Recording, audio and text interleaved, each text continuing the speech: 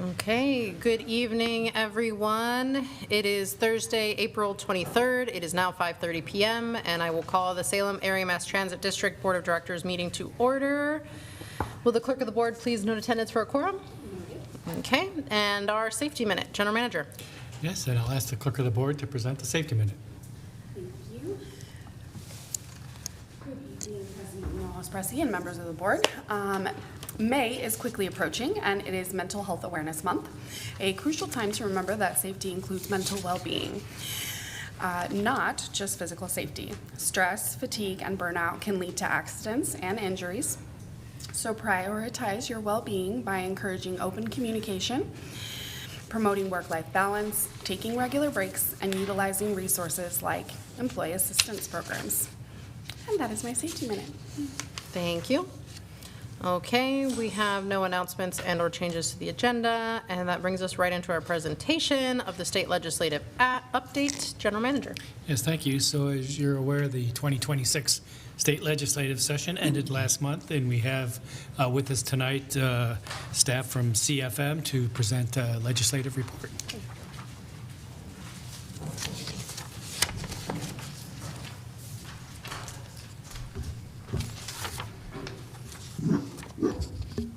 All right, good evening. My name is Dale Penn. I'm the State Affairs Partner at CFM Communications, or CFM Advocates.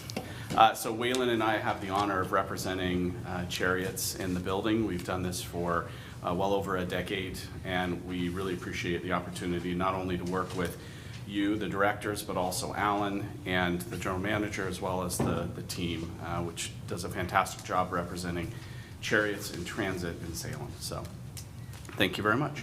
We have a PowerPoint presentation that should be coming up soon.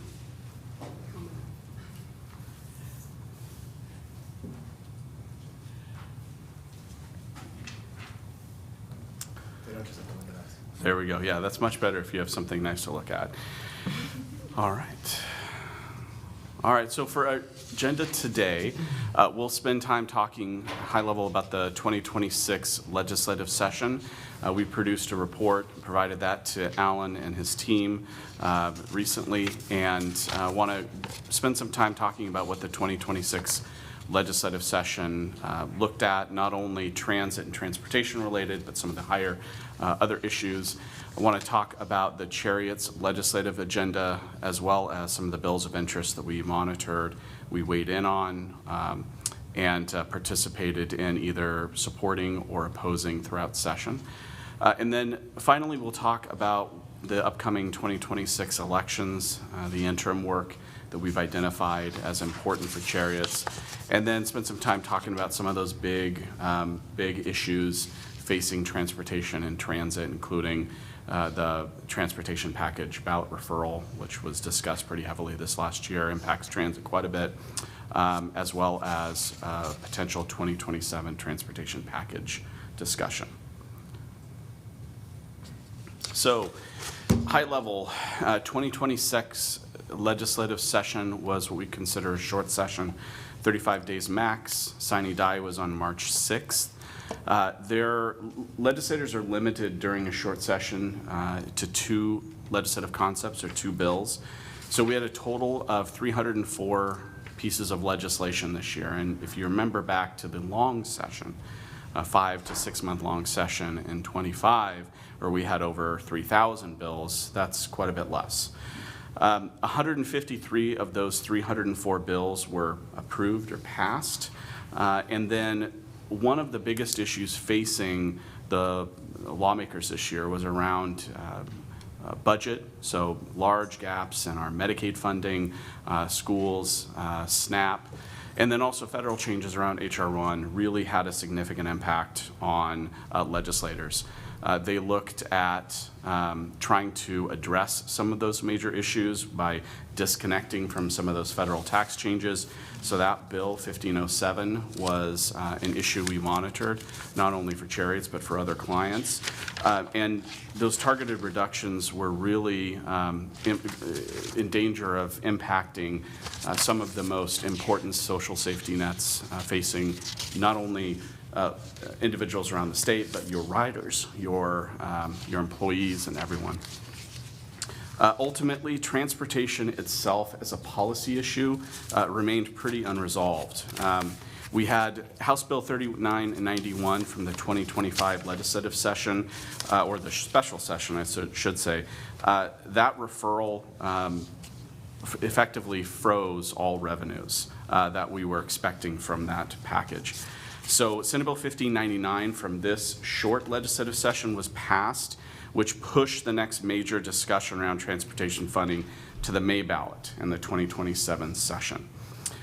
Transit funding itself and for Cherriots, that stayed relatively fragile. STIF revenue was tied to the May referendum, as we've talked about in front of this group before, and a broader transportation package is still unresolved going into session next year. We were fairly defensive this year. We'll talk about some of the legislative concepts we looked at. But for Cherriots, House Bill 4023 died without a hearing, preserving the district's existing funding authority, and we'll get into that in a little bit. Ultimately, as I mentioned, federal policy itself loomed large. So especially around Medicaid and SNAP, immigration, and Oregon's response to federal tax changes. So the legislature narrowed its agenda fairly quickly, and it had some targeted wins, but really the biggest budget decisions as well as transportation questions are still sitting out there for 27. So I'm going to stop there and see if there are any high-level questions, and then if not, we can move on to the bills of interest to Cherriots this year. Do we have any questions? Yeah, go ahead, Director Duncan. Are we going to get to a discussion of, I guess, what happens if the bill does not pass? Yes. Yeah, Cool. I will wait definitely. then. Thank you. So I want to take us back just to review a little bit our 2026 state legislative agenda that the board adopted back in, I believe, in January or December.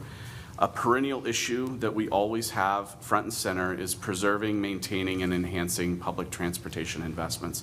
That is broad, and probably should remain broad because we have to be nimble and adaptable to challenges facing transit. When we passed the 2017 transportation package, that next session, there were attempts to sweep the fund for other uses. And so we always have to, first and foremost, protect those investments that the legislature has allocated out.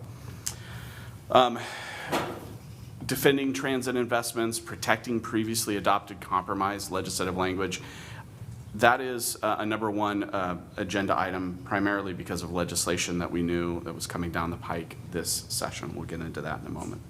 And then the other issue, zero emission vehicles, always opportunities that we try to monitor for investments, as well as bicycle and multimodal investments. So some of the bills of interest, significant investment and effort went into defensive measures this year. How do we stop harmful transit proposals from moving forward? And one of those was House Bill 4023.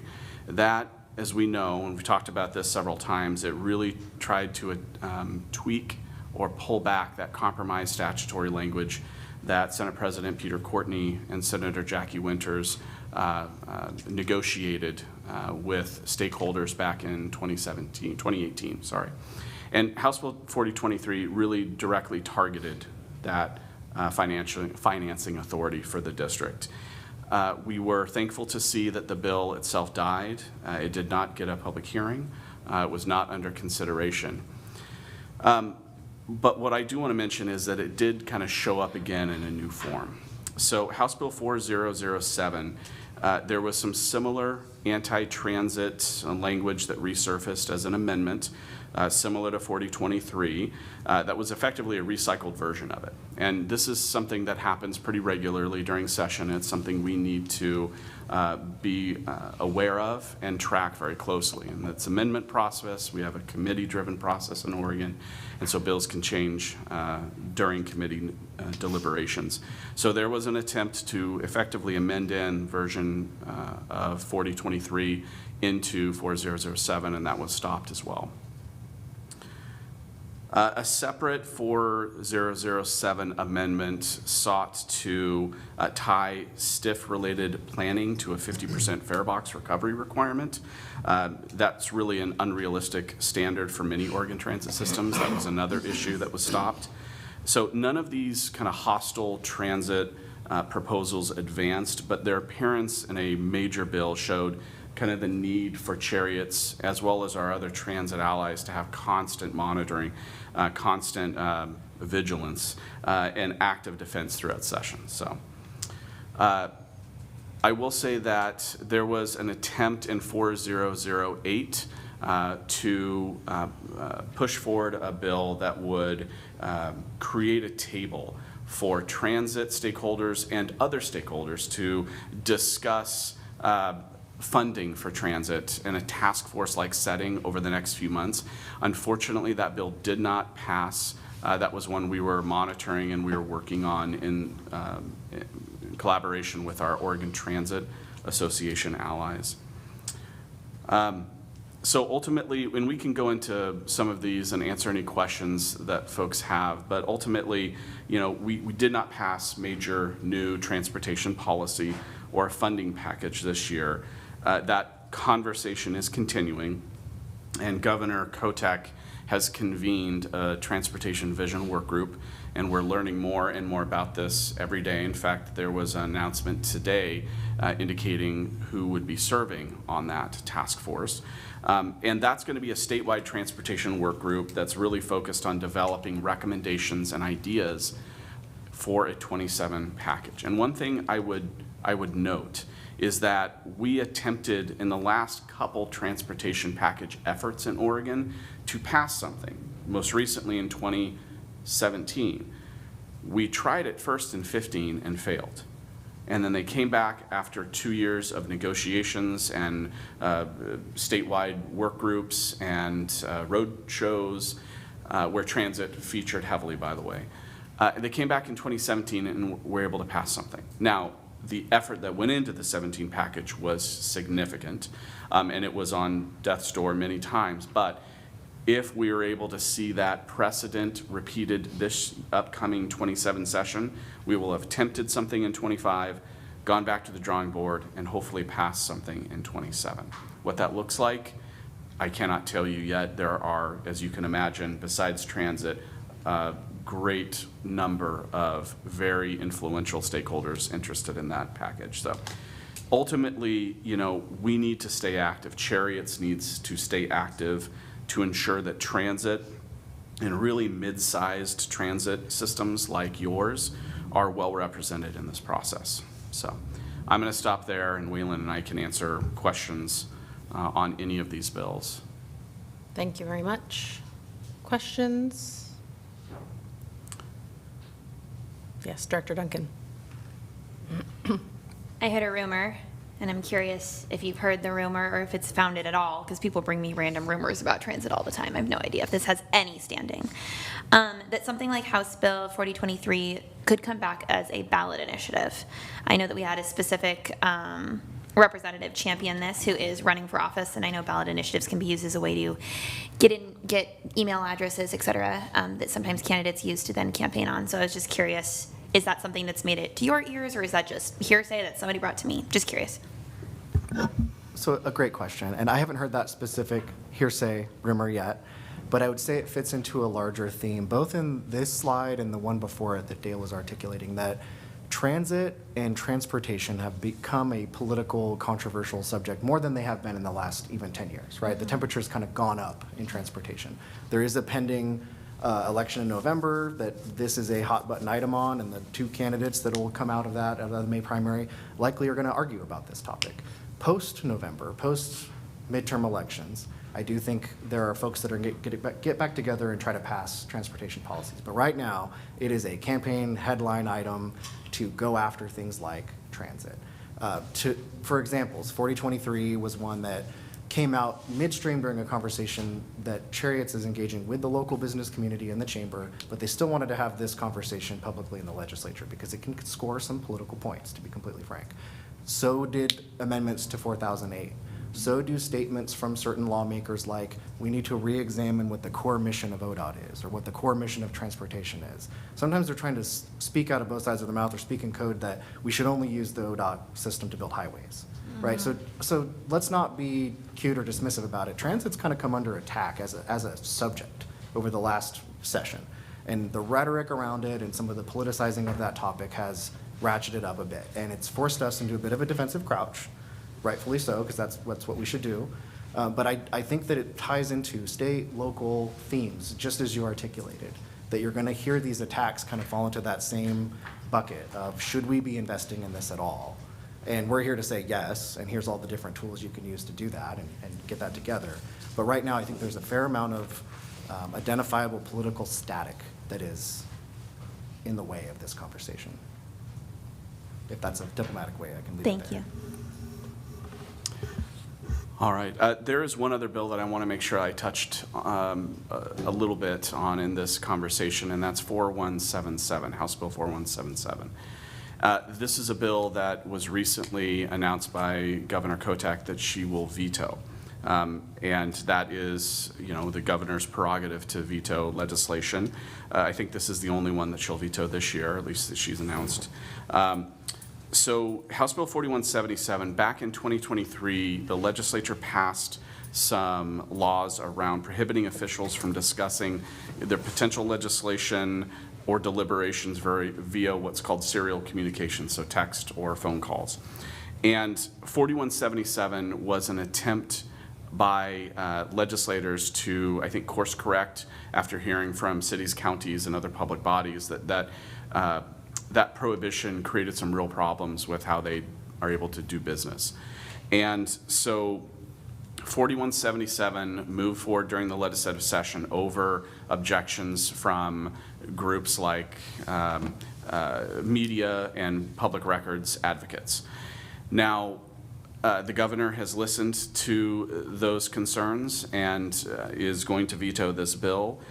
We believe that there's going to be an interim work group focused on trying to address these concerns raised by public bodies around how they deliberate issues. So this is one we're going to be monitoring very closely, and we'll be reporting back over the next few months on what happens and what we can expect in 27. But we can definitely expect some additional legislation next year on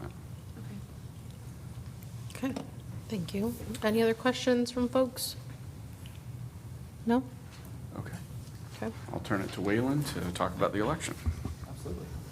And we started touching on some of this, but we have upcoming the May 19th primary election, and normally we wouldn't have a ton to report for Cherriots specifically, but because of that transportation ballot referral that now moves that decision point to May, that is exactly what we're watching. And it's really a binary yes-no type of decision. Either those transportation taxes are upheld by voters and they go forward and we get to rely on them and use them, or they are overturned and they remain essentially today frozen or offline.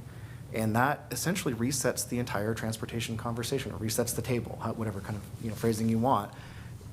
Folks are going to have to get back together in 2027 and address the gigantic ODOT budget and the transit service component of it. And it's a lot of the work they did in 2025, frankly, just gets rolled back and undone.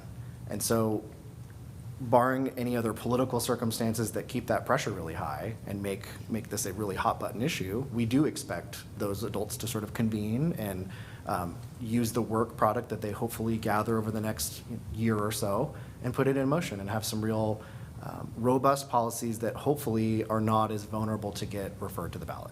That's, at the end of the day, they could just do the same thing again, right?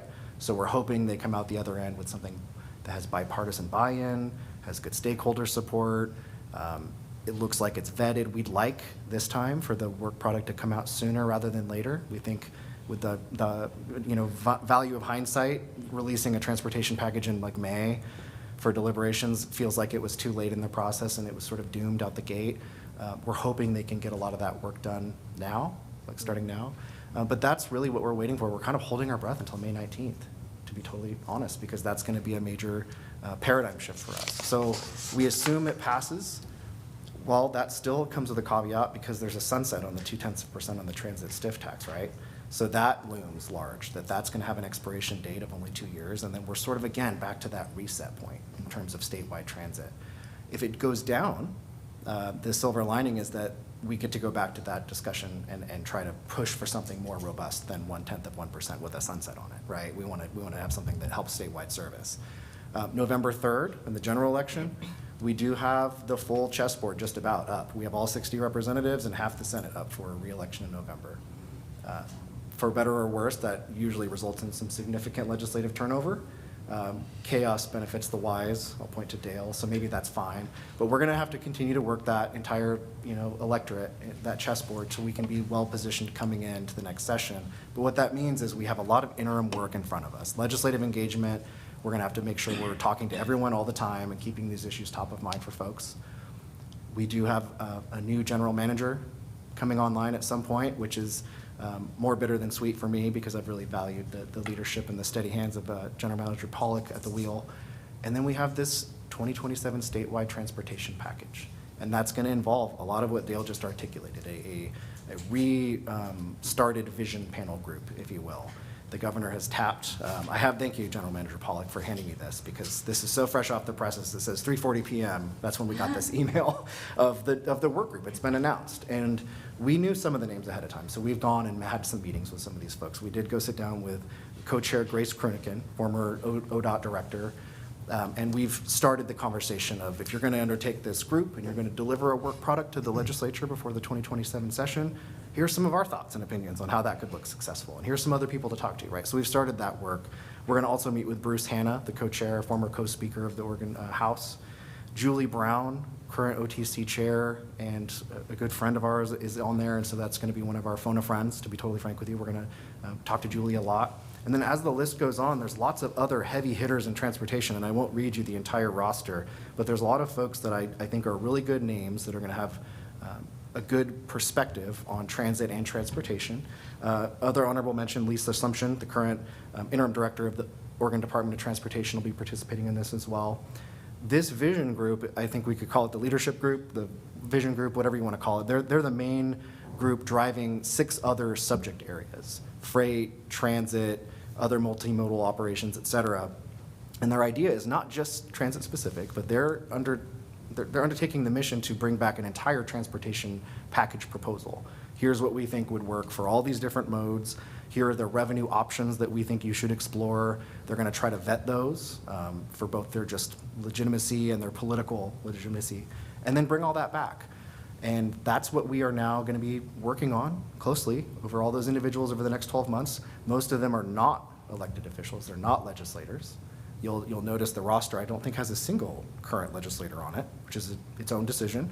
On the higher level vision panel, we don't yet know about the subcommittees. Right. And who's going to be involved in those. So. Nothing stops them from interfacing heavily with the legislature. They can certainly do that and make them active participants.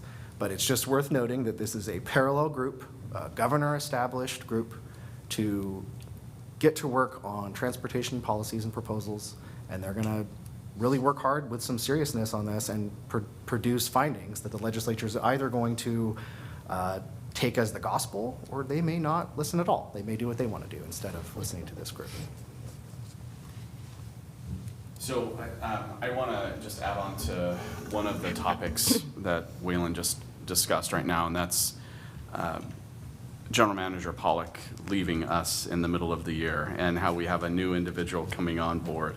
We have really enjoyed working with General Manager Pollock for years. He's done a fantastic job of getting to know the community, the legislators, and so we have to look at this with a different set of eyes, besides, as Waylon mentioned, how bitter it will be to lose General Manager Pollock. But we also have to use this as an opportunity with a new person coming in. How do we build relationships quickly and effectively with that individual, whoever you and the rest of the board choose to take over. Those strong relationships with the district at its center are going to be key. General Manager Pollock he's close by, so he's incredibly knowledgeable about transit issues. That is very helpful in a Salem-based legislative process, to have someone there on call for the rest of transit to be there and be active. So Cherriots is in a unique position when choosing that next person, working with General Manager Pollock and the board to build up those relationships, get them to meet the key leaders on transportation policy as soon as possible. So we'll stop there and see if there are any questions on this slide, comments. Do we have questions? So the last thing I'll mention just is we're going to continue to track all of the issues we've talked about here today. We'll continue to report back. Engaging with stakeholders like our friends of the Oregon Transit Association and a wide range of other transportation stakeholders are really going to help us position Cherriots as a key voice in all of these conversations going forward. So the more groundwork we complete now, the better we're going to be in a very difficult but long legislative session next year, where, as I mentioned, we have 2 bills per legislator this year. There are no limits next year. And so we can fully expect a lot of issues, a lot of defense, as well as potentially some offense going into session next year. So, and we're happy to come back and talk about that at any time. Yes. Well, we appreciate your presentation. I do think it's very interesting that, as you mentioned, with the 2 bills available to each legislator, and for one of them to be specifically aimed at taking away a potential avenue of transit funding, I think just further underscores the fact that transit has become a very contentious topic.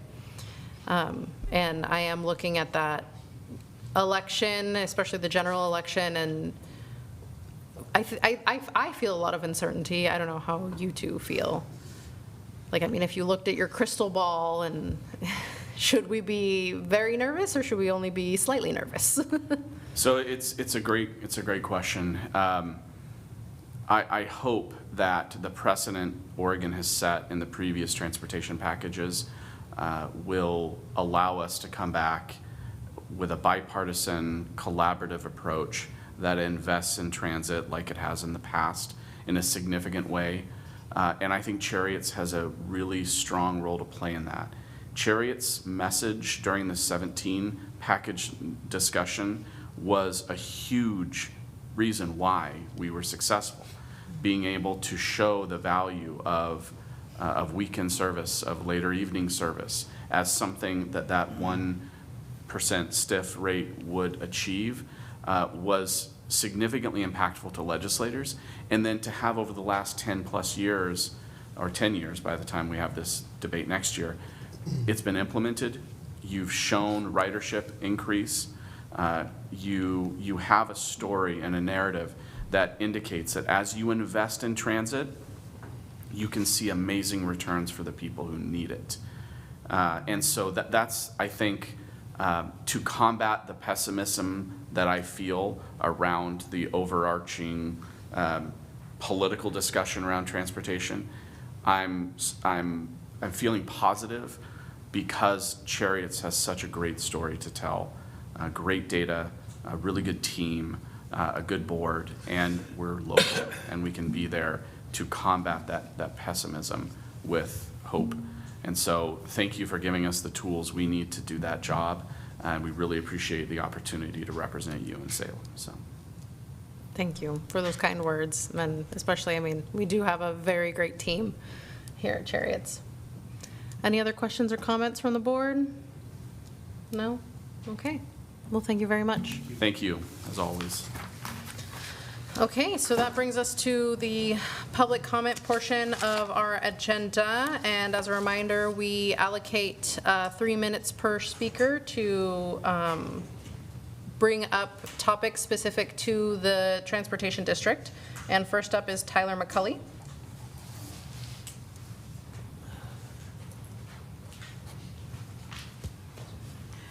Hello. Good evening. Thank you to Randy for the copy of the CAC packet, which has what I was looking for online, which is this mock-up that was on one of the posters at the open house on Thursday. But in that information is missing. So I'm going to use it to demonstrate something that I publicly that I had brought to both Chris French's attention as well as to Christina of the management group for the project. One concern I have, and again, with downtown transit, this building's been closed at least twice and since I've been actively riding the bus for renovations, seismic upgrades, whatever. Quite frankly, it's kind of old, and specifically the customer service bathroom is not really big enough or designed efficiently. But if we're going to do new construction, similar to how Kaiser Transit is, it would be nice if there were dual doors to the customer service with approximately half of the buses on one side, half on the other, with plenty of windows so you can see if your bus is there, stuff like that. Like if I'm out trying to use the bathroom here, it's good, really 3 to 4 minutes, but full 5 minutes if I want to get diagonally across to where the 1X parks, which I think is Bay R, if I remember. It's just between all the pedestrians and the path of the crosswalks and such, it just takes 5 minutes to do. So if your incoming bus is late and you need to use the bathroom, you're gonna miss your bus potentially. But having, in this mock-up, the customer service is up here in the corner, like way away from potentially where another bus would park, you know, a block away, distance-wise. But if you put the building in the middle, then it's only about half the distance.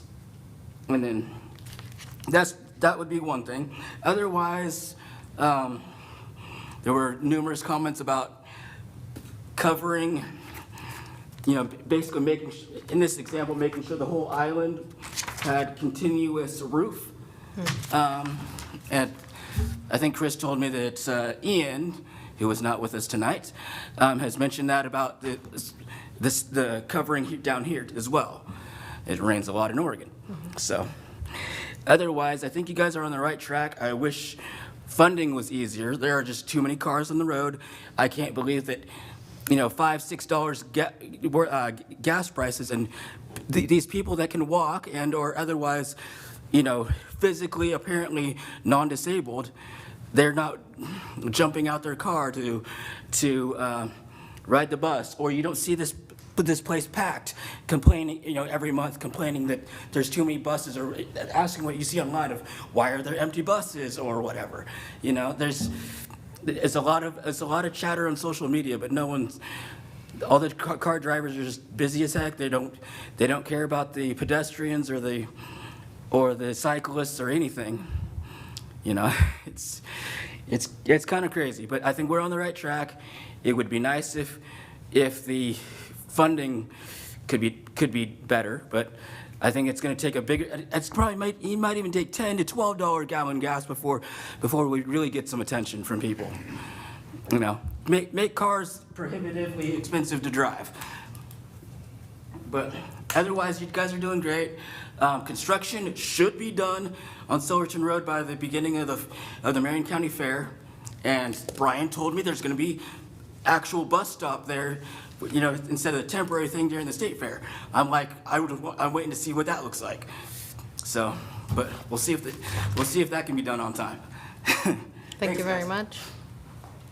And I do not wish $10 or $12 gallon gas for anyone, Well, including ourselves. something's got to give. Nick 40.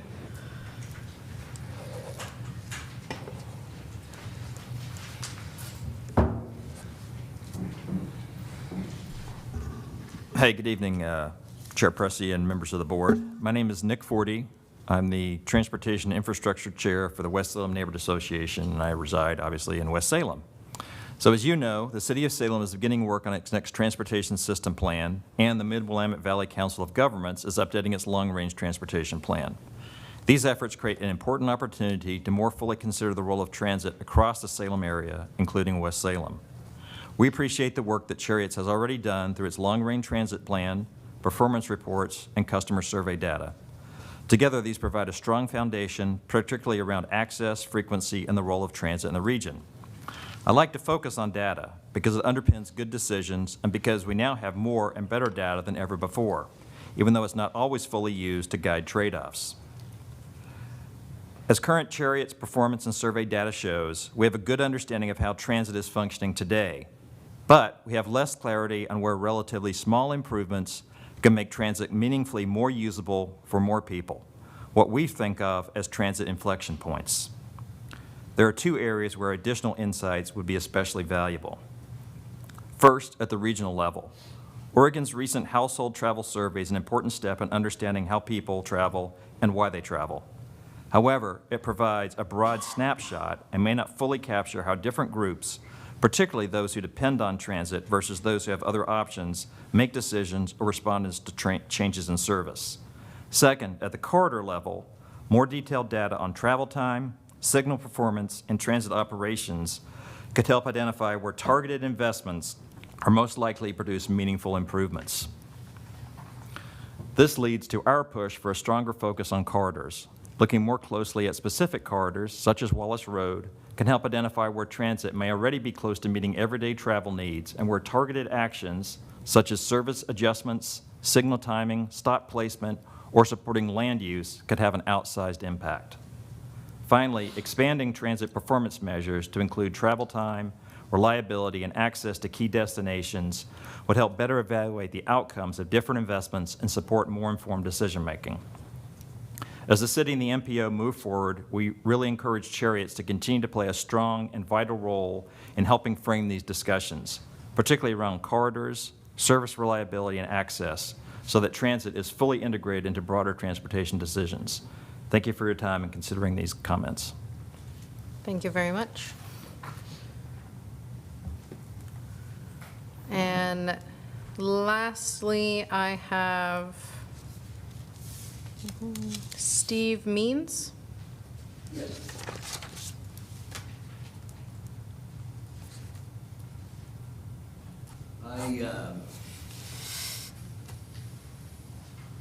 For me, for my opinion, I've been here 11 years. I've seen people, this is the unsafest bus depot I've ever seen. People are almost getting hit. Little kids are running out where they think they're playgrounds. The handicapped are walking out in the middle they almost get hit by buses. Drivers are honking on their horns. I'm not sure if security, though, what their job is, they don't care. I've seen them just let them do anything they want. I'm not sure why security's here is the question. And your drivers, same with the drivers. They just walk, they almost get hit. But my question, why is it so unsafe here? I mean, you have signs, let's be safe. You have announcements on the buses for your own safety. Use the crosswalks. People totally ignore them. But why is the question? It's amazing people haven't been seriously hurt or killed here. I mean, where I'm from, Indiana, they care. I mean, I'm not sure why they don't care here. There again, 11 years, why is it a serious problem? That's my point of view. But I mean, since he got signs everywhere saying, let's be safe. Because, is there a comment here? Why is it so unsafe? I mean, there again, to me it don't make sense. I've seen people in Indiana get mutilated, get mauled, or get seriously hurt for not using their common sense, I guess is the word. But there again, I guess it needs to be addressed out there more. The PA system, I understand you used to have one. Why did they take that out? Because there again, that would help, but it's on the buses. People are just not listening. But I mean, they don't care. I care more about them than they care about themselves. Which I've been in safety committees and all that in Indiana. But there again, to me, it's a serious issues here on the safety. They're breaking every safety rule in the book. That's the problem. There again, I mean, I almost got hit in the crosswalk. There again, the bus driver, this is about 4 or 5 years ago, there again, I complained, but nothing was done. I guess, do you have to get hit before something happens, I mean, there again, I put it out bluntly. There again, I don't want to get hurt. I don't want to see anybody else get hurt.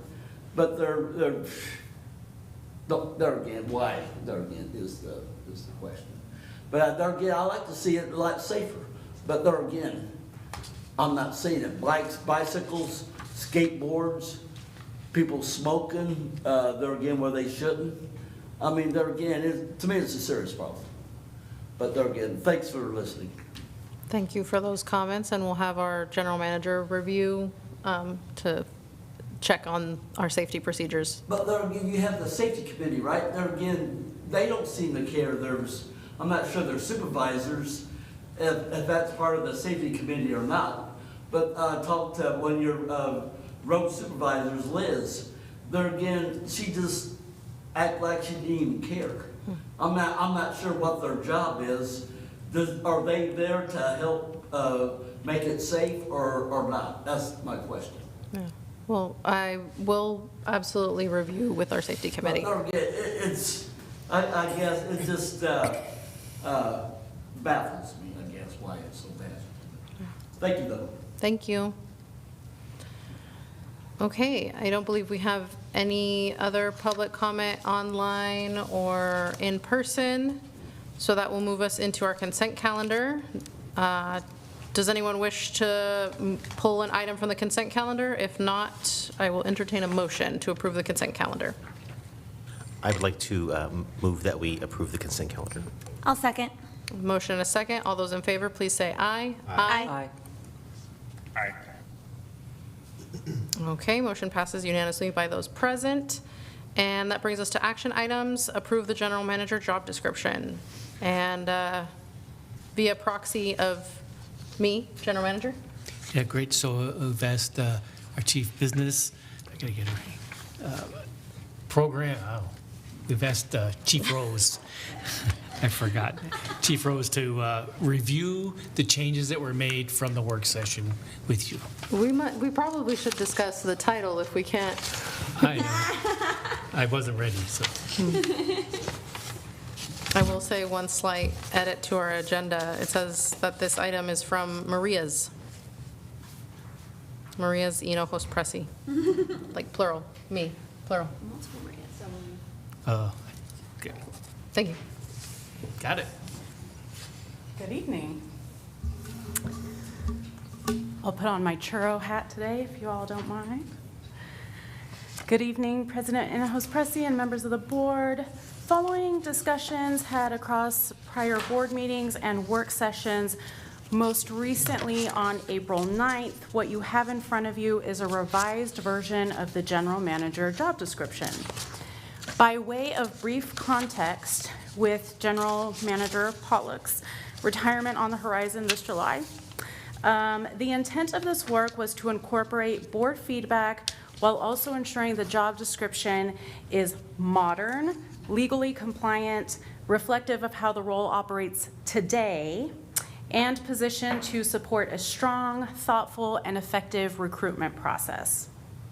I'll briefly walk through where we started, what was updated, and what has changed since our last discussion. So at a high level, the updates focused on removing redundant language, clarifying expectations, aligning with current legal guidance, and ensuring that the document itself accurately reflects both operational realities and, frankly, your expectations of the role. Alas, while they're not exactly beach reading material, as we discussed a couple of weeks ago, job descriptions serve more than just a recruitment purpose, right? The general manager's job description helps clearly define the expectations that you, the board, rely on in overseeing this role. So obviously then ensuring that the essential functions are clearly articulated and defensible truly is an important part of this work. Since the last work session, a few additional refinements were made, largely based on your review, discussion, and feedback. So I'll walk you through those so that they're at top of mind. We added language clarifying participation in local, regional, and national meetings and conferences, as well as community events, to better reflect the expectations around external engagement and visibility of this successful GM candidate. We standardized terminology and tightened language to improve clarity, precision, and consistency. As an example, we shifted from duties to functions, which better aligns with how roles are evaluated and how essential parts of the job are defined. As it turns out, words matter. Mind-boggling, I know. We updated the minimum years of experience from 12 years to 10 years, and we made a structural correction by moving the final 2 bullet points previously listed under Oregon Revised Statute 267.140 into the additional functions section, as they were not part of the statute itself. Thank you, Director Davidson. The broader updates that we discussed previously remain intact. Those include clarifying communication expectations, noting that bilingual ability is preferred, aligning the driver's license requirement with current legal standards, shifting transit experience to preferred as well, and modernizing the physical requirements with appropriate ADA language. Board, during our last discussion, I shared that this document should do 3 things: attract strong candidates, reflect the operational reality of the role, and ensure compliance. I'm pleased to confirm that with your feedback incorporated, this version does just that. So at this stage, the version you have before you reflects your feedback, is grounded in sound, thoughtful governance, as well as legal guidance, and positions the district rather well for recruitment. I do want to take a moment to thank staff, council, and all of you for your thoughtful contributions throughout this process. Altogether, it really has resulted in a much stronger and more complete document. And with that, I'll conclude my prepared comments, and as ever, I am so happy to take any questions you may have. Thank you very much. I really appreciate all the work put forward in this, and also echo the comments of thank you to staff, to legal, and also to our board members for participation. I will take this moment if anyone has a quick question or a brief comment. No? Oh, yes, Director Duncan? Thank you for all the work. Thank you for accommodating our many requests and rearrangements and everything else. That's all I've got. Thank you. Director Davidson? Thank you, President Hinojosa-Presi. Chief Rose, first off, thank you for helping us through this process, and in particular, I'd like to express gratitude to you for pushing back on the board when you felt it was appropriate. I deeply appreciate that when staff disagree, that they express that opinion. We need to be advised by staff, and we can't take your advice if you don't share it. So thank you for doing that. In your initial comments, you mentioned that the job description needs to reflect the position today, and you kind of put emphasis on that. Could you maybe elaborate on that, or what that means? Like, assuming we hire someone under this position description, can we change the position description? Like, it sounded like there was weight there, and I don't know if I'm fully understanding what that means. Yes, thank you for your question, Director Davidson. Part of it is modernizing it in general with some of the updated language, but we did adjust quite a few things. Part of it was the visibility externally to our community, nationally, but we also changed audience language. Part of that was, yes, the community at large. You all also wanted to specify that the board of directors is also the audience. The district employees themselves were the audience, so that we removed quite a bit of ambiguity related to that. We also added a bit about communication, so the oral and written communication. That really clarified a lot of scope there. And then we enhanced a few things related to communication on the whole. And so I really think that is indicative and reflective of the role as you all see it today. Got it. I understand. I misinterpreted your comments and thought that was not how for today compared to yesterday, but today compared to the future.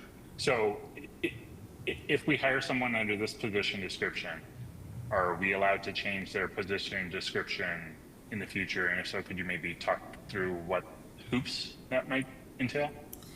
Yeah, that's a really good question too, Director Davidson. In fact, it's a good idea to consistently look at job descriptions and update them accordingly.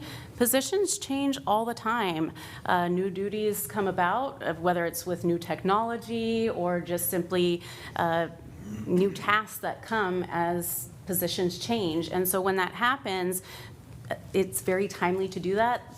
My favorite time to do that is during performance reviews. So when an employee might be self-appraising, they might identify a new task or a new duty that might not be codified in their job description, so maybe they call it out, or vice versa, maybe you, the board, would call it out and say, hey, this needs to be updated in the job description. So annually really is the right time to check job descriptions, make sure that they accurately reflect the role as it is, and then update accordingly. And that's something we practice internally with staff as well. Great, thank you so much. All right. Thank you so much. I will move that the board adopt the general manager job description as shown in attachment A. I second. We have a motion and a second. Any discussion on the motion? Seeing none, all those in favor, please say aye. Aye. Aye. Bye. Motion is approved unanimously by all those present. We have no informational reports, so that moves us into our general manager's report.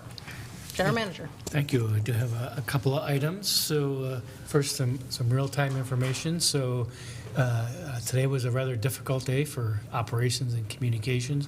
We had a train derailment on Cherry, which messed up, especially Route 9 schedule, and it has impacts because vehicles were rerouted to other streets. So thanks to the operations division and communication division, because it's not just rerouting buses, it's informing and communicating to our riders what's going on. So, but that's kind of the day in the life of transit. You never know what's going to happen.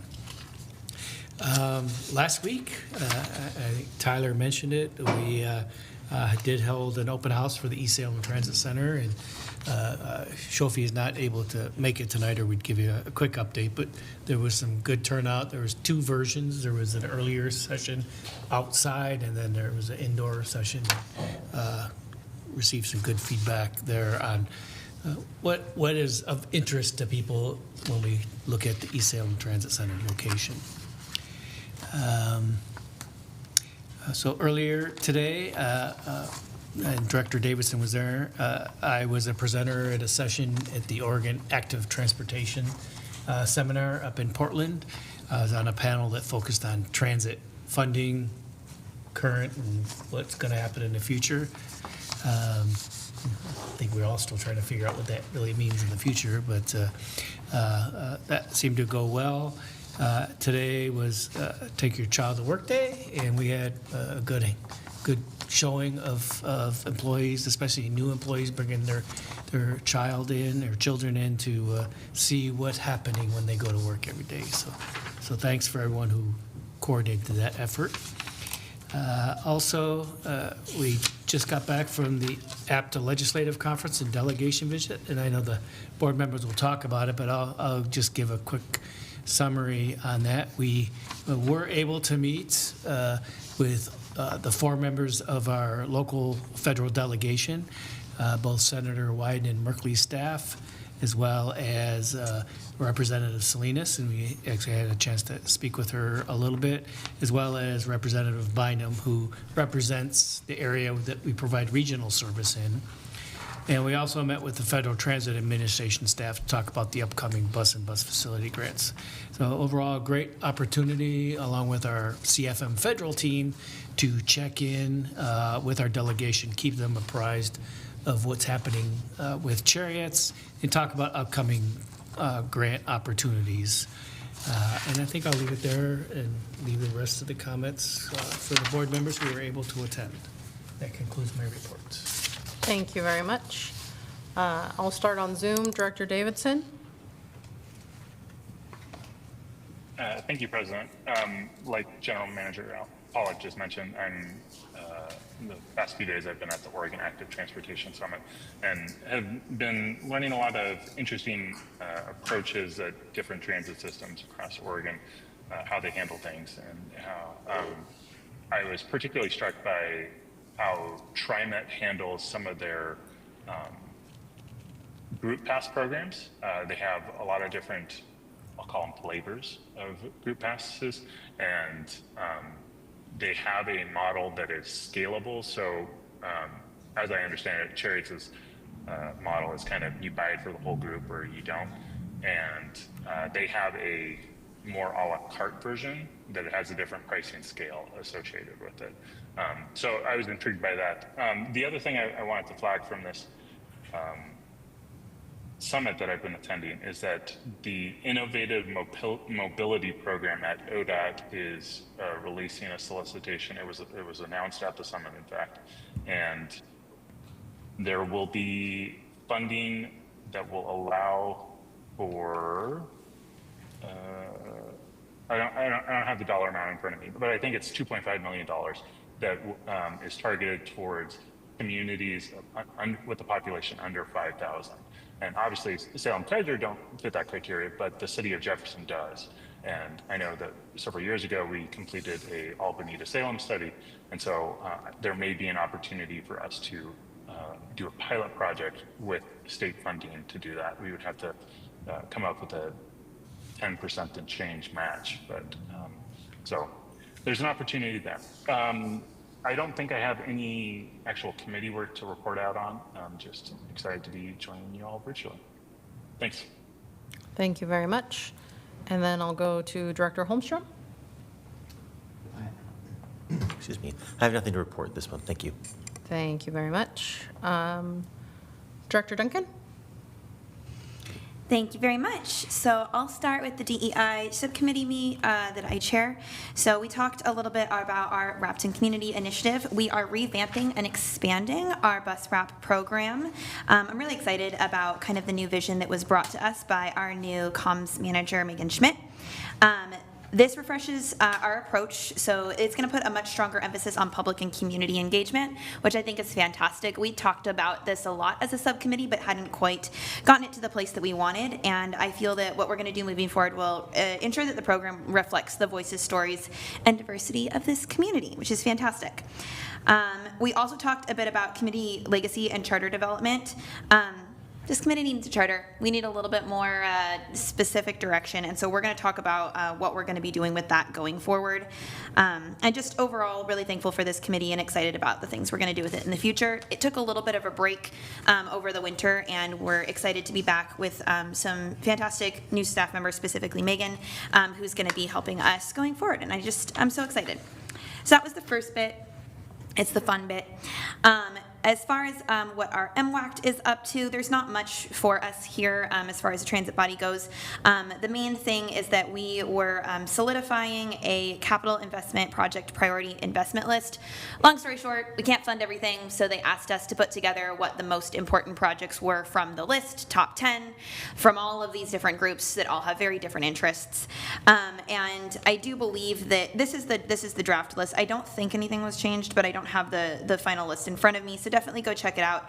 There wasn't anything I think that was particularly impactful to this group other than I did advocate heavily to make sure the third bridge remained on the list, and there wasn't a lot of argument there, but it did, I think, move down 1 or 2 slots from where it was originally at. But the third bridge, I do believe, made it to number 5 on the other projects of regional significance list, and we had good engagement and support from other people in that committee. So people that are still interested in seeing us get a third bridge to West Salem.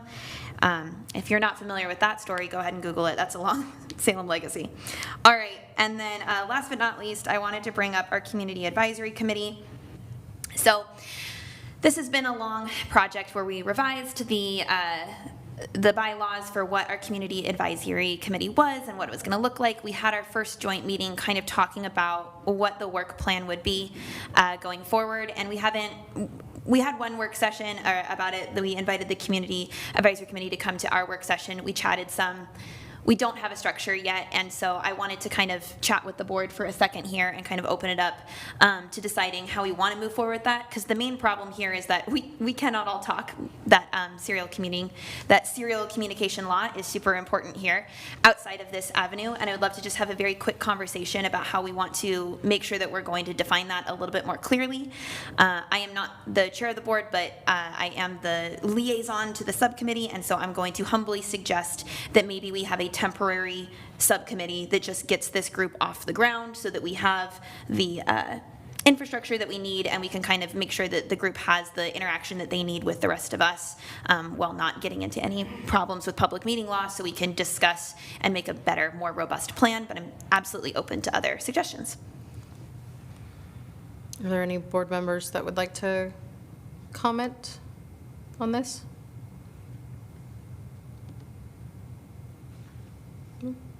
Okay. Well, I do think that potentially either you and me and maybe some staff could get together to finalize some direction.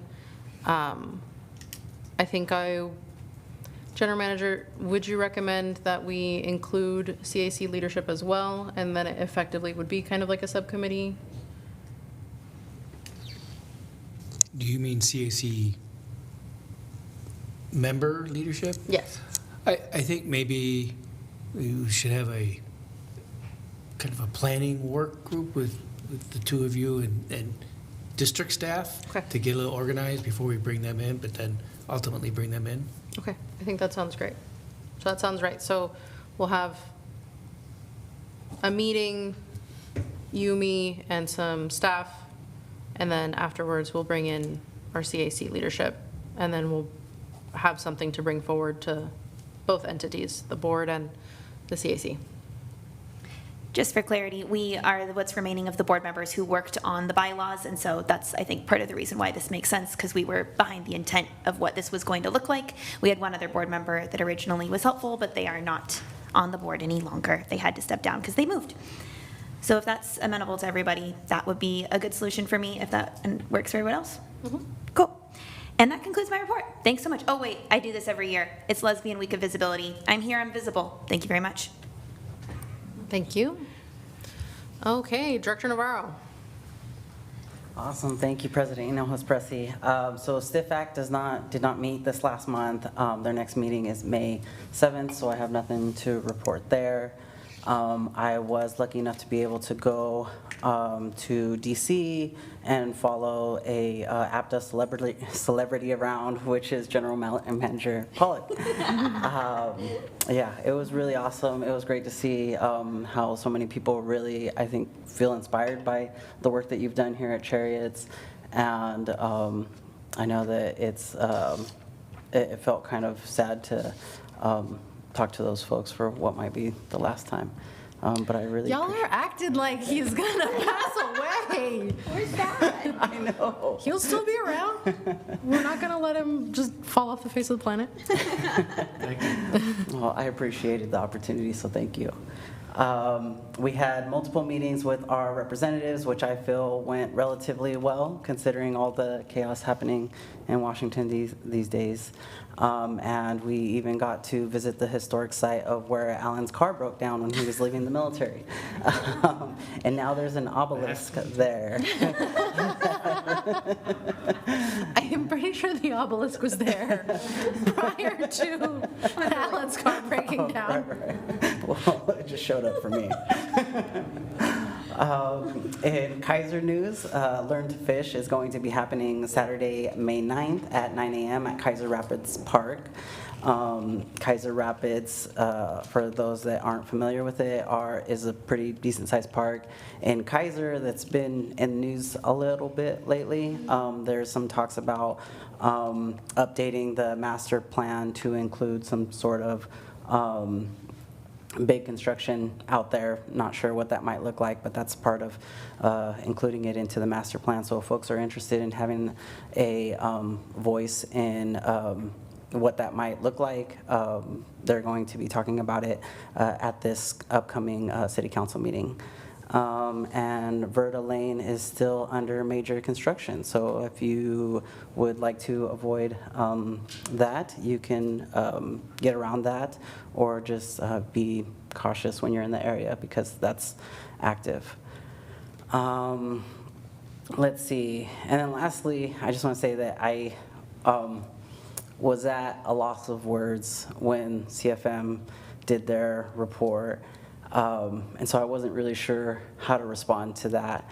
But at a time when gas is skyrocketing and anticipated to stay high through 2027 at this rate, when housing costs are leading to a record number of eviction filings here in Marion County, when the cost of owning a vehicle is almost as much as renting a studio apartment, we should be doing more to increase access to public transportation, not less.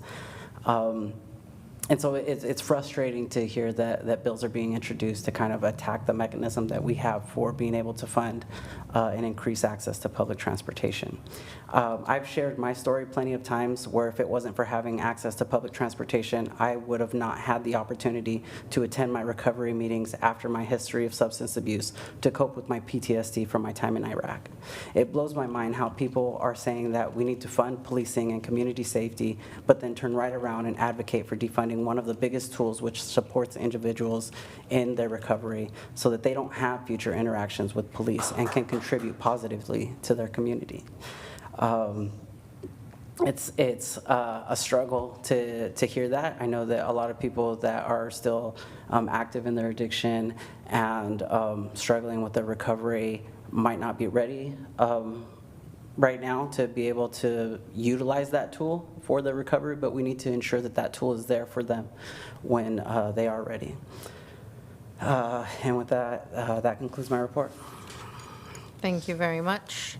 I don't think I have much to add because what I would say would be about our DC trip. It was a wonderful time. I feel like every time that I get to go to DC, I get to see some more new things, mainly because most of the time we're spent inside of a conference room and then running around trying to go talk to our congressional delegation. But it was very, very hot. And we got to enjoy, of course, the transit system out in DC and what it would be like to have really robust transit infrastructure in a city. And I will also second Ramiro's comments around Alan being not just an APTA celebrity, but just a general transit celebrity. You can't go anywhere with this man without running into people that know him. But I always appreciate getting to travel with you and getting to know you a little bit more. With that being said, it is 6:37 and we are adjourned.